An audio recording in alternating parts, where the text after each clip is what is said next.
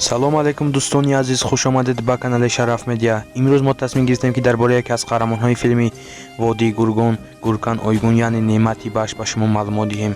барои пешрафти кори мо шумо дар комментария фикру ақидаҳоятонро нависонед ва дар видео лайк гузоред ва инчунин дар канали Шараф Медиа обуна шавед ва дӯстони худро даъват намоед.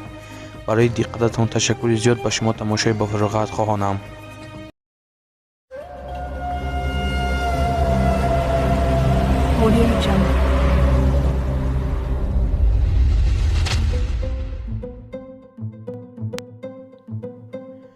Гуркан Ойгун ҳунарманди машҳуре ки мо ӯро бисёртар бо тахаллуси Неъмати Бахш ки мо ӯро дар филми Водии Гургондом нақшофарӣ кардааст мешиносем. Гуркан Ойгун 27 майи соли 1974 дар шаҳри Измири Туркия дар минтақаи Ярумҷа дар оилаи коргар ба дунё омадааст. ӯ дар оила фарзанди ягона набуд. ӯ 4 бародари дигар дошт ки яке аз бародаронаш мисли худаш ҳунарманд мебошад. Гуркан ҳаёти кӯдакиашро дар шаҳри Измир гузаронидааст ва инчунин мактаби миёнаи ва литсеи онҷоро хатм кардааст. соли 1993 Гуркан ба шаҳри Истанбул кӯч мебандад. дар баробари таҳсил карданаш ӯ инчунин дар як театр муддати 7 сол кор кардааст. Гуркан Ойгун соли 1994 вориди дунёи филмҳо ва силсилафилмҳо мешавад. ӯ донишгоҳи консерваторияи шаҳри Истанбулро хатм кардааст. Гуркан Ойгун 26 апрели соли 2008 бо як духтаре бо номи Шебнем Ойгун оила барпо мекунад, яъне хонадор мешаванд.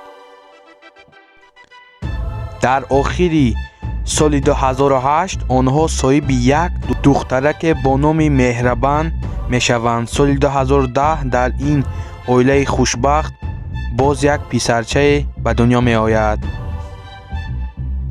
номи писарчаашон Атеш мебошад.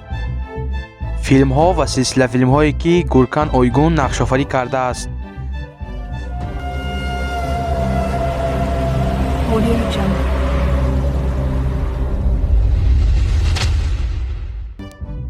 Гуркан Ойгун соли 1994 дар силсилафилми Язевӣ ва дар филми Кайгизислар нақшофарӣ кардааст ва солҳои 1995 дар силсилафилми Татил, Каҷиклар ва соли 1997 дар силсилафилми Сон Кунинбания нақшофарӣ кардааст.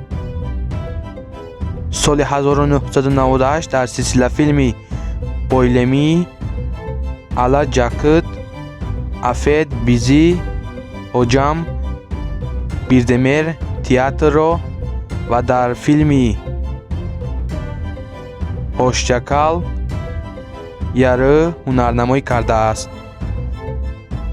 соли 1999 бошад дар силсилафилми Гилан Ҳикоясу ва дар силсилафилми Фейзулия нақшофарӣ кардааст ва солҳои 2000 бошад дар силсилафилми Йиди Юра ва дар соли 2001 дар силсилафилми Ашкум Ашкум ҳунарнамоӣ кардааст. соли 2002 бошад дар силсилафилми Дели Юрек ва дар силсилафилми Чичек Макс нақшофарӣ кардааст. соли 2003 дар силсилафилми Шабкамдам Бабам Чикет ва дар силсилафилми Куртлар Вадисӣ аз соли 2003 то соли 2005 нақшофарӣ кардааст. соли 2005 инчунин дар филми Чарпушма нақшофарӣ кардааст ва инчунин дар силсилафилми Куртлар Вадисӣ Ирақ нақшофарӣ кардааст. соли 2007 дар силсилафилми Куртлар Вадисӣ Террор ва дар силсилафилми Куртлар Вадисӣ Пусу аз соли 2007 то соли 2012 ҳунарнамоӣ кардааст. و در این بین سال 2011 در سلسله فیلم کردلر و دسه فلسطین نقش‌آفرینی کرده است. سال 2003 در سلسله فیلم چاناکله هیتیا لانگان چارت و در سلسله فیلم محتشه یوزولمی نقش‌آفرینی کرده است. از سال 2013 تا سال 2014 اینچنین در سلسله فیلم کچک با خاراکتر سرحد نقش‌آفرینی کرده است و اینچنین سال 2014 در فیلم چکرلر دانس 4 نقش‌آفرینی کرده است. سال 2015 باشد در سلسله فیلم اشکیا دنیا حکونده اولماز با خاراکتری مراد و در فیلم جیم آف بیزینس نقش‌آفرینی کرده است.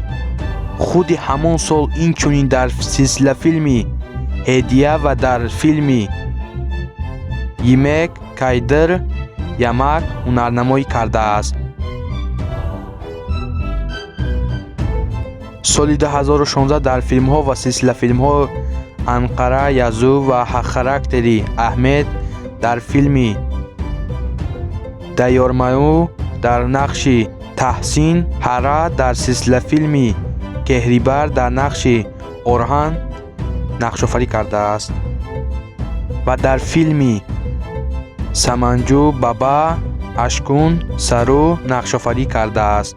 سال 2017 باشد در فیلم هدیدو با خاراکتر چوود و در فیلم بوشه ارکادان چلک هنرنمایی کرده است و اینچنین سال 2017 اینچنین با سال 2018 در فیلم ها محمد برجیان فتح نقش‌آفرینی کرده است.